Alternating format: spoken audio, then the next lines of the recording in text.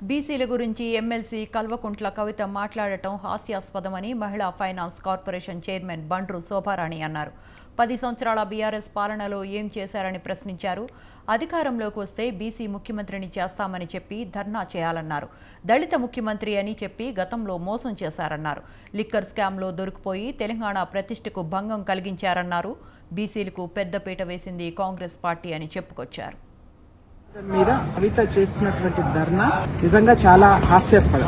ఎందుకనంటే అసలు కవితకి ఏం హక్కు ఉంది బీసీల గురించి మాట్లాడుతాం? 10 సంవత్సరాలు మీరు అధికారంలో ఉండి బీసీలకి మనం న్యాయం చేసిరా మీరు ఆలోచన చేయండి. నిజంగా కవితమ్మ గారు నీకు చిత్తశుద్ధి ఉంటే, బీసీల మీద ప్రేమ ఉంటే ఫస్ట్ మీ పార్టీ అధ్యక్షుడిగా బీసీని నియమించు. మా పార్టీ అధికారంలోకి వస్తే ఒక బీసీని ముఖ్యమంత్రిని చేస్తామని ప్రకటించాడు. ఆ రెండు చేసిన తర్వాత నువ్వు ధర్నా చేయి. ఎందుకంటే 10 సంవత్సరాల కాలంలో మీరు దళిత ముఖ్యమంత్రి అని చెప్పేసి దళితులకు మోసం చేశారు, అన్ని వర్గాలను మోసం చేశారు. ఇవాళ మళ్ళీ కొత్త నినాదం పట్టుకొని నువ్వు ధర్నా చేస్తా ఉన్నావు.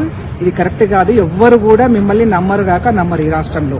లిక్కరు కేసులో నువ్వు అరెస్ట్ అయినప్పుడే ఈ తెలంగాణ రాష్ట్ర ప్రజల యొక్క మనోభావాల్ని దెబ్బతీసే విధంగా నువ్వు చేసినటువంటి కార్యక్రమం ఏదైతే ఉందో అది ప్రజలందరూ కూడా తలదించుకునే విధంగా ఉంది. ఇవాళ మళ్ళీ అప్పుడు 33% మహిళలకు రిజర్వేషన్ అని చెప్పేసి ఒక నాటకం ఆడినావు.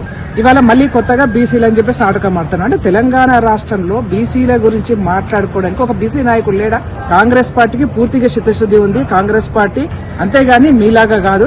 అనవసరమైనటువంటి నాటకాలు బంద్ చేసి మీరు ప్రజలకు చేసినటువంటి 10 సంవత్సరాల కాలంలో మేము బీసీలకు ఏమి చేయలేకపోయినామని చెప్పేసి క్షమాపణ కోరమని చెప్పేసి కోరుతా ఉన్నా. బీసీ నినాదం మీద కవిత చేస్తున్నటువంటి ధర్నా నిజంగా